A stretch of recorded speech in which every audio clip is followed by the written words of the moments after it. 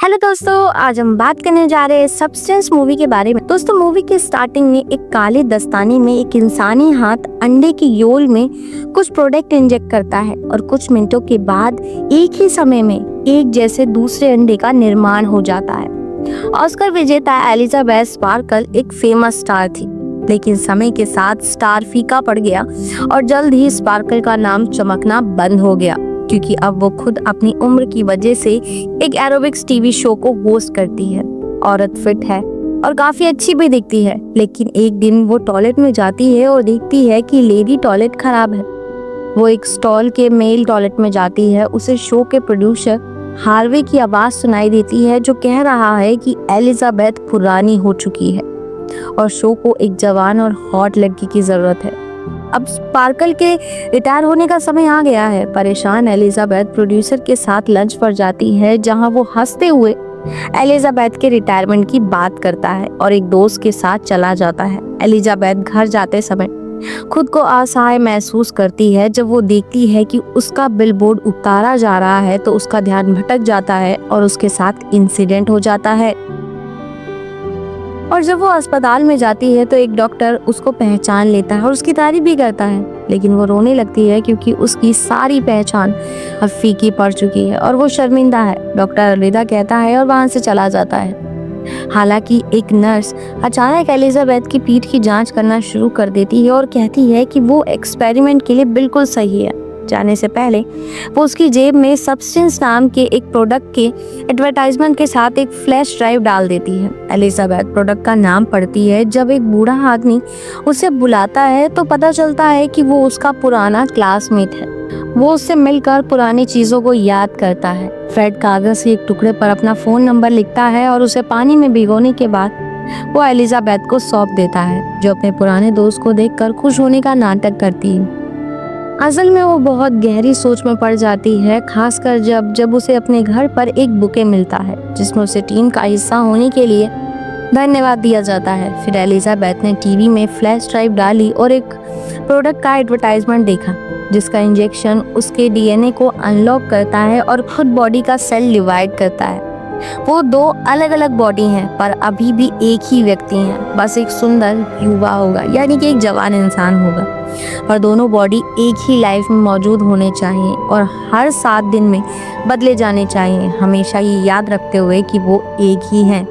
फिर एलिजाबेथ एक बार में आती है और खुश कपल को देखकर उसे अपने अकेलेपन का एहसास होता है। वो घर लौटती है और बहुत सोचने के बाद दिए गए नंबर पर कॉल करती है और सब्सटेंस का ऑर्डर देती है।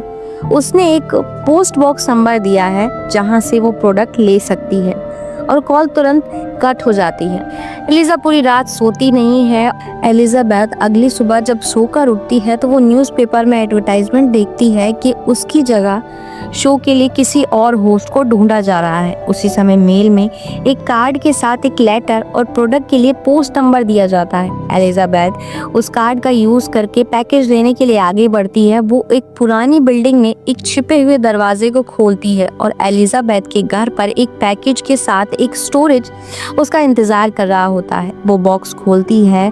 सभी प्रोडक्ट को बड़े बैग में पैक किया जाता है, जिनमें एक्टिवेटर, स्टेबलाइजर, स्विच, दूसरी बॉडी यानी मैट्रिक्स के लिए खाना, खुद के लिए खाना। एक्टिवेटर को केवल एक बार यूज करना है, लेकिन स्टेबलाइजर को डेली मैट्रिक्स के सेल से लिया जा सकता है। सबसे इम्पोर्टेंट बात यह है कि दोनों बॉडीज को हर 7 दिनों में रिप्लेस करना होगा और उन्हें हमेशा ये याद रखना चाहिए कि वो एक ही हैं। सुबह एलिजाबेथ खुद को शीशे में देखती है तो उसे अपनी बॉडी में कुछ बदलाव महसूस होते हैं। फिर वो एक्टिवेटर का इंजेक्शन लगाती है, जिससे उसे बहुत ही ज्यादा दर्द होता है और वो दर्द से छटपटाते हुए फर्श पर गिर जाती है, क्योंकि उसकी पीठ फट जाती है और उसके अंदर से एक जवान बॉडी बाहर निकलती है। ये बॉडी धीरे धीरे उसे समझ में आती है और आईने में देखने पर वो एक जवान और बहुत सुंदर लड़की को देखती है। फिर उसकी नज़र एलिजाबेथ के शरीर पर पड़ती है।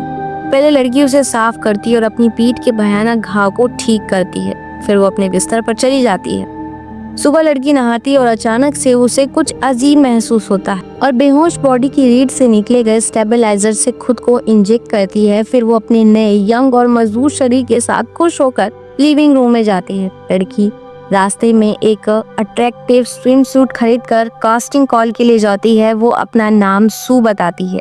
उसका खुद हार्वे पर अच्छा इंप्रेशन पड़ता है। सू को शो के होस्ट के रूप में एलिजाबेथ की जगह लेने के लिए चुन लिया जाता है। हालांकि लड़की तुरंत बता देती है कि हर 7 दिन में वो अपनी माँ की देखभाल करने के लिए निकल जाएगी, पर हार्वे पर इसका कोई असर नहीं होता क्योंकि उसे लगता है कि दर्शकों को यानी ऑडियंस को ये लड़की बहुत पसंद आने वाली है। सू ने उस फेम का आनंद लेना शुरू कर दिया जो कभी एलिजाबेथ का था।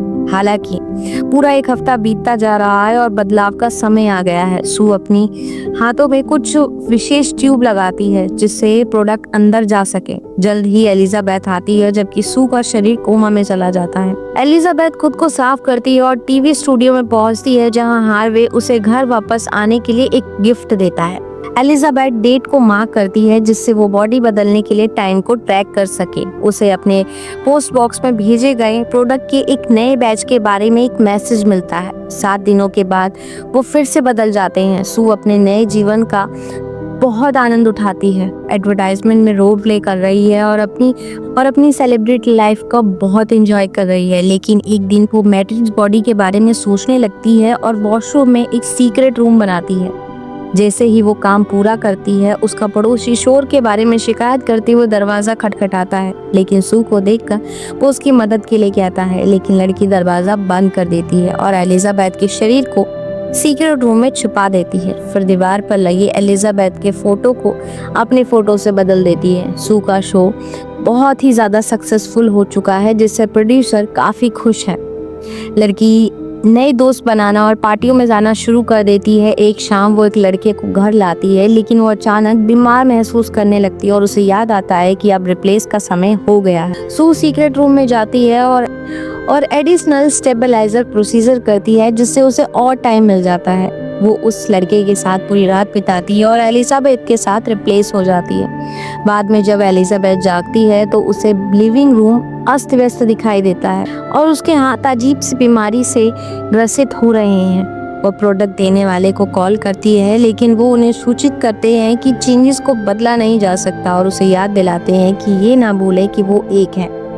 एलिजाबेथ अपार्टमेंट की सफाई करती है और फिर टीवी पर सू के नए शो की रिकॉर्डिंग देखती है और उसे ये एक्सेप्ट करने के लिए मजबूर होना पड़ता है कि सू सच में बहुत सुंदर है। बाहर निकलते समय उसे प्रोडक्ट का एक नया बैच मिलता है। वो एक कैफे में रुकती है जहां एक बूढ़ा आदमी दुखी होकर बातचीत शुरू करता है कि किसी के शरीर में लौटने के लिए 7 दिन का इंतजार करना बहुत लंबा है।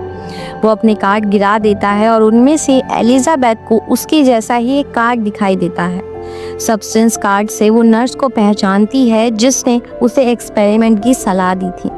वो कहता है कि हर समय याद रखना मुश्किल हो जाता है कि आपका भी अस्तित्व है। जल्द ही दूसरी बॉडी उसे खत्म करना शुरू कर देगी। एलिजाबेथ सू के लवर से टकराकर घर भागती है। बेशक वो उसे नहीं पहचान लेकिन इससे उसे अपने क्लासमेट की याद आ जाती है। वो उसका नंबर डायल करती है और वो एक कैफे में मिलने का प्लान करते हैं। एलिजाबेथ सस्ती संवरती है, मेकअप करती है और अपने हाथों को दस्तानों के नीचे छिपाती है, लेकिन अचानक से वो सू का एक बिलबोर्ड देखती है और वो अपना मेकअप बदल देती है। रोते हुए उसने अपने कपड़े फाड़ दिए। दुखी होने की वजह से वो लगातार फ्रेड की कॉल को इग्नोर करना शुरू कर देती है। सू फिर से सेट पर आती है और शो शुरू करती है। हालांकि प्रैक्टिस के दौरान उसे अचानक अपनी स्किन के नीचे कुछ उभरा हुआ महसूस होता है। वो बाथरूम की तरफ भागती है जहां उसे अपनी पीठ पर एक गांठ दिखती है और वो अपनी नेवल से एक तली हुई चिकन लेग निकालती है।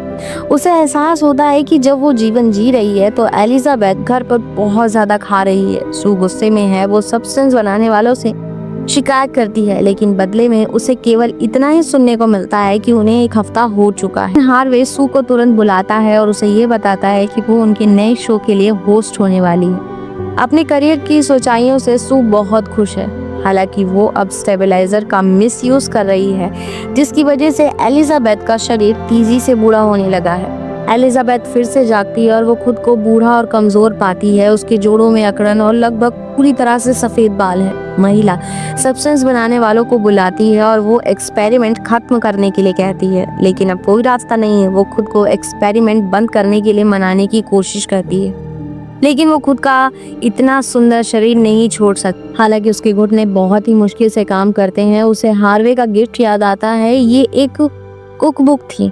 फिर एलिजाबेथ खुद को एक नई एनर्जी के साथ नई डिश सीखने में लगा देती है। एक दिन एलिजाबेथ ने सू को उसका मजाक उड़ाते हुए सुना, जिस बात से एलिजाबेथ इतनी गुस्सा हो जाती है कि वो एक्सपेरिमेंट को बंद करने की कसम खाती है। अब बदलाव का दिन आ गया है और एक बार फिर से सू को आजादी हासिल करने और मैट्रिक्स की मजबूरी का फायदा उठाने के लिए बचे हुए सामान और खाली बोतलों से भरा। गुस्से में वो 3 महीने के लिए स्टॉक पाइल्स स्टेबलाइजर्स लेती रहती है जिससे बॉडी ना बदलनी पड़े। हालांकि शो के लाइव से एक दिन पहले स्टेबलाइजर खत्म हो गया। सू ने सब्सटेंस बनाने वालों को और अधिक स्टेबलाइजर मांगने के लिए फोन किया, लेकिन उनका कहना है कि एलिजाबेथ ही एकमात्र सोर्स है और उन्हें स्विच करना ही पड़ेगा। इसके अलावा और कोई दूसरा ऑप्शन नहीं है। सू मुश्किल से होश में आकर स्विच करती है। उसके लवर को बाथरूम से कुछ अजीब आवाजें आती हैं, लेकिन लड़की दरवाजा नहीं खोलती क्योंकि अंदर अब एक अजीब कुबड़ वाली एक भयानक गंजी औरत है जो उस पर चिल्लाती है और वो भाग जाता है। एलिजाबेथ अब एक भयानक जीव में बदल चुकी है और सब्सटेंस बनाने वालों को कॉल करके एक्सपेरिमेंट खत्म करने की रिक्वेस्ट करती है। फिर वो अंतिम बैच के लिए निकल जाती है।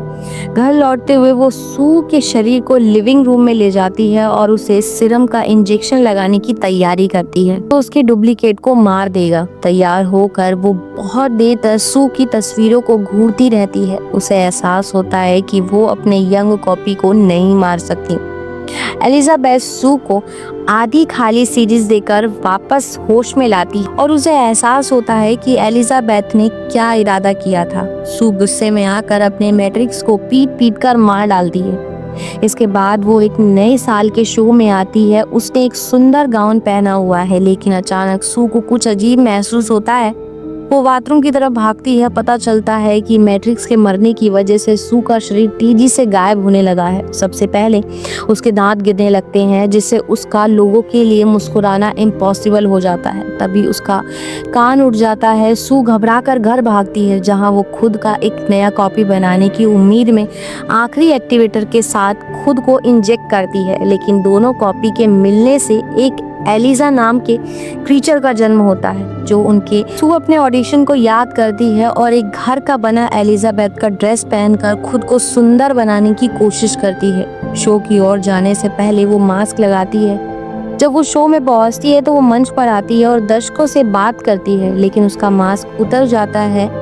हॉल में डरावनी चीखें भर जाती हैं और उसे क्रीचर कहा जाता है। सारी ऑडियंस डरकर वहां से भाग जाती है और ये व्यक्ति एलिजा का सर धड़ से अलग कर देता है, जिसके बाद उसका शरीर पूरे हॉल में खून से भर जाता है। एलिजा सू की बॉडी में जो बचा है वो स्टूडियो से बाहर सड़क पर भाग जाता है, जो टुकड़ों में बट जाता है। एलिजाबेथ का ओरिजिनल चेहरा वॉक ऑफ फेम पर एक्ट्रेस के स्टार तक रेंगने में कामयाब होता है, जहाँ वो मुस्कुराता हुआ दिखता है और पिघल जाता है। अगले दिन बचे हुए सारे खून को साफ कर दिया जाता है और अब सब उस एक्ट्रेस को भूल चुके हैं। इसी के साथ ये मूवी यहाँ खत्म हो जाती है। दोस्तों, उम्मीद करती हूँ आप लोगों को इसकी एक्सप्लेनेशन पसंद आई होगी, और पसंद आई हो तो प्लीज़ चैनल को सब्सक्राइब करना, वीडियो को लाइक करना, वीडियो को शेयर करना और वीडियो पे कमेंट्स करना बिल्कुल भी मत भूलिएगा। And thanks for coming and watching.